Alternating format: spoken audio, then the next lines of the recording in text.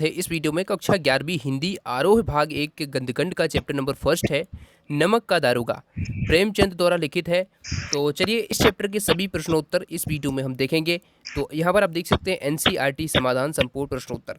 तो यहाँ पर पहला क्वेश्चन आपका दिया गया है एनसीईआरटी बुक में। तो इस चैप्टर का इस पाठ का पहला प्रश्न है, कहानी का कौन सा पात्र आपको सर्वाधिक प्रभावित करता है और क्यों।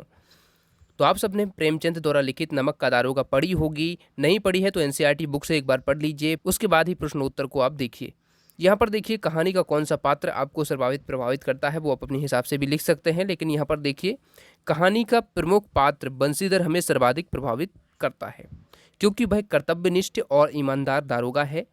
वह नमक जैसे विभाग में नियुक्त होने पर भी चारित्रिक शक्ति से भ्रष्टाचार के दलदल में कमल की तरह निर्लिप्त रहता है। ठीक है, तो यहाँ पर आप इस प्रकार से इसका आंसर कर सकते हैं। सेकंड क्वेश्चन हमारा है, नमक का दारोगा कहानी में पंडित आलोपीदीन के व्यक्तित्व।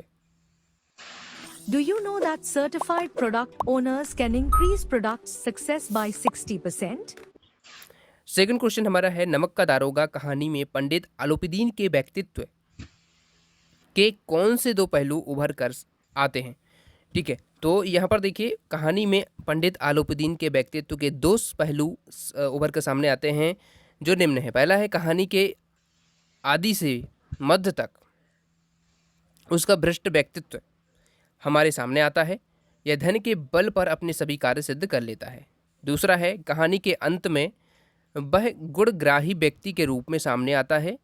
वह अपने को गिरफ्तार करने वाले बंसीधर की कर्तव्य निष्ठा और ईमानदारी से प्रभावित होकर आदरपूर्वक उससे अपनी सारी संपत्ति का स्थायी मैनेजर नियुक्त कर देता है।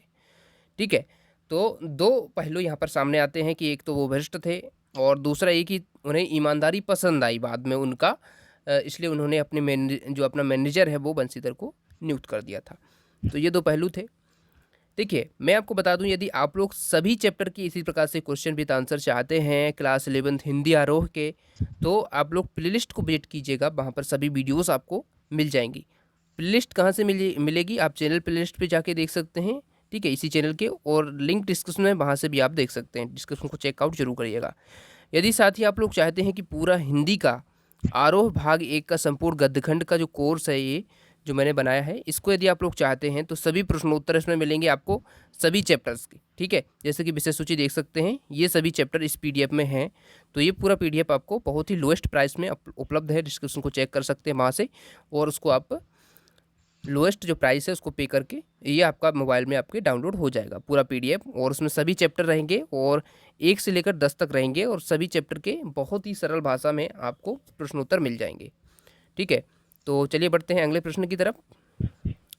तीसरा इसमें प्रश्न है, कहानी के लगभग सभी पात्र समाज की किसी न किसी सच्चाई को उजागर करते हैं। अग्रलिखित पात्रों के संदर्भ में पाठ के इस अंश को समझाते हुए बताइए कि ये समाज की किस सच्चाई को उजागर करते हैं। देखिए यदि आप लोग पीडीएफ परचेस करना चाहते हैं तो कर सकते हैं, उसमें सभी चैप्टर्स आ जाएंगे, और यदि सभी वीडियोस देखना चाहते हैं तो प्लेलिस्ट को विजिट कीजिए, वहाँ पर सभी चैप्टर वाइज सीक्वेंस में वीडियोस भी आपको उपलब्ध हो जाएंगी। जो लोग नहीं परचेस करना चाहते हैं वो वीडियो देख सकते हैं, जिसको पीडीएफ चाहिए तो वो परचेस कर सकते हैं, कोई दिक्कत नहीं है। ठीक है, तो देखिए इसमें देखिए पहला पॉइंट है जो वृद्ध मुंशीधर। ठीक है, इसमें आपको समझाना है कि कोई न जो हर पात्र है, ठीक है, कोई न कोई सच्चाई को उजागर करते हैं। ठीक है, तो सबके संबंध में बताना है। ठीक है, तो पहला है वृद्ध मुंशी। तो देखिए वृद्ध मुंशी के चरित्र से समाज में व्याप्त भ्रष्टाचार का परिचय मिलता है। वह नौकरी की तलाश में जाते समय अपने पुत्र बंसीधर को रिश्वतखोरी के बारे में खुलकर बताते हैं और कहते हैं कि ऐसा काम ढूंढना जहां ऊपरी आय हो।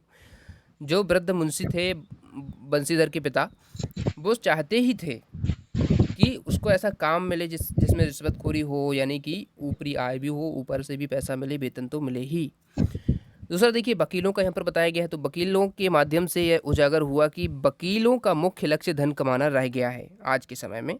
वह पैसा कमाने के लिए धन वालों का ही साथ देते हैं, न्याय और अन्याय से उनका कोई सरोकार नहीं रहता है। इतना ही नहीं, जब नमक पर पाबंदी लगी और नमक के दारोगा का पद महत्वपूर्ण हो गया तो सभी वकील लोग अवश्य चाहने लगे कि वे वकालत छोड़कर इस विभाग के दारोगा बन जाएं। ठीक है, क्योंकि दारोगा में ऊपरी आय थी, ऊपरी कमाई थी।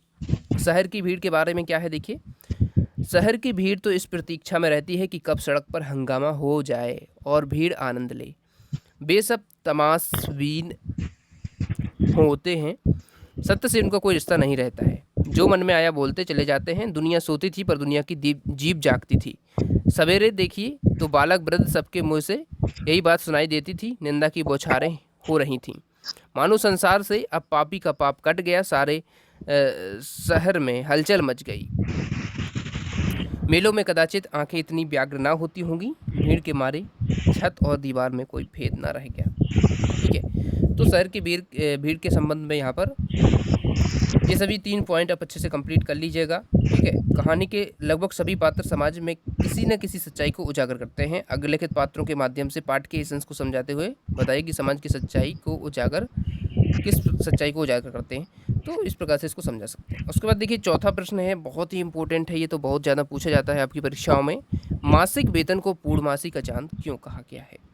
लेखक प्रेमचंद ने जो मासिक वेतन है इसको बहुत ही अच्छे से समझाया है। ठीक है, तो देखिए प्रेमचंद ने नमक का दारोगा कहानी में वेतन को पूर्णमासी का चांद इसलिए कहा है, जिस प्रकार माह में एक बार चंद्रमा पूर्ण होता है तथा चमकीला होता है, परंतु अगले दिन से ही घटता चला जाता है और पूर्णतः लुप्त हो जाता है, उसी प्रकार मासिक वेतन महीने में एक बार मिलता है तथा प्रतिदिन थोड़ा थोड़ा खर्च होने पर अंत में उसका अस्तित्व समाप्त हो जाता है। यानी कि आपको जो मासिक वेतन होता है किसी एक तारीख को मिलता है और उसके बाद से ही वो खत्म होना शुरू हो जाता है और धीमे धीमे पूर्णतः लुप्त हो जाता है। इसी प्रकार से पूर्णमासी का चांद भी होता है। अगला प्रश्न देखिए, कहानी के अंत में अलाउद्दीन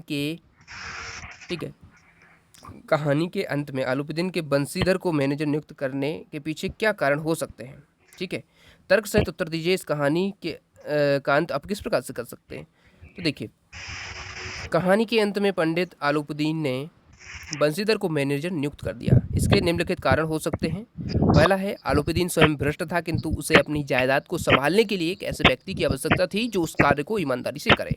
बंसीधर उसकी दृष्टि में योग्य व्यक्ति था। दूसरा कारण हो सकता है, अलाउद्दीन आत्मग्लानि से पीड़ित था। उसे बंसीधर जैसे ईमानदार और कर्तव्यनिष्ठ व्यक्ति की नौकरी जाने का दुख था।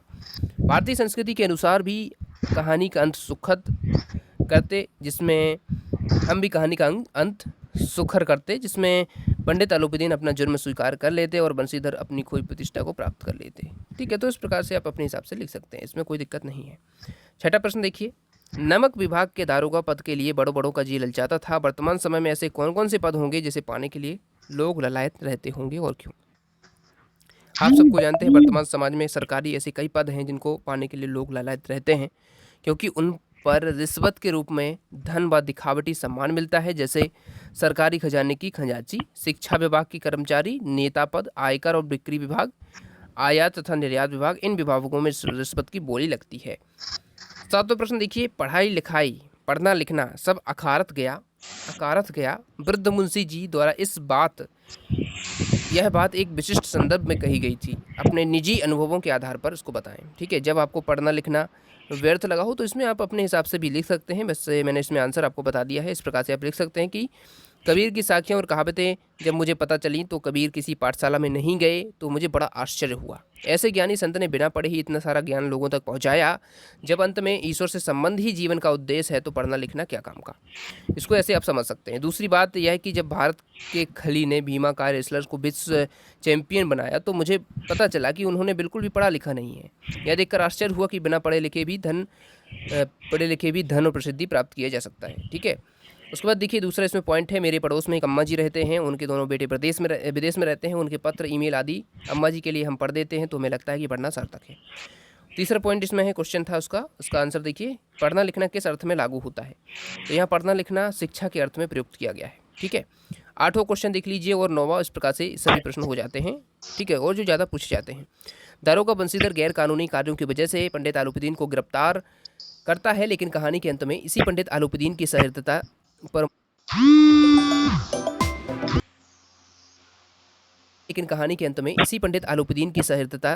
पर मुग्ध होकर उसके यहाँ मैनेजर की नौकरी को तैयार हो जाता है। आपके विचार से बंसीधर को ऐसा करना उचित था, आप उसकी जगह पर होते तो क्या करते? देखिए, आलूपुदीन एक अभिमानी और भ्रष्ट व्यक्ति होते हुए भी दूसरों के गुणों की परख व सम्मान करना जानते थे। इसी कारण मुंशी बंसीधर की अच्छाइयों को जानकर मैनेजर के पद पर रख लिया।